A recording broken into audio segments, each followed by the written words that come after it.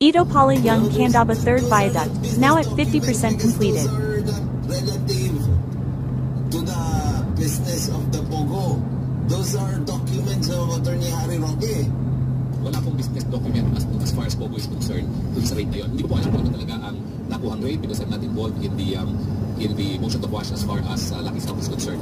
But Mr. Chair, I believe in another hearing that you had, you claimed that the documents that were yielded from his residence in relation to you were from that residence, Mr. Chair. I believe they were bank documents and appointment papers. Yes, these documents were personal documents from Mr. De La Serna. They had nothing to do with Pogo. Yes.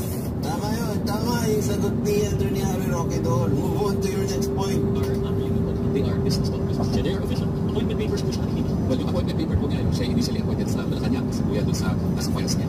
I would say that's business po with your Mr. Chair. Let's go about business papers, appointment po yun. Well, government appointment yan. It is more of memorabilia kasi ang appointment po niya every 6 months and that was his first appointment.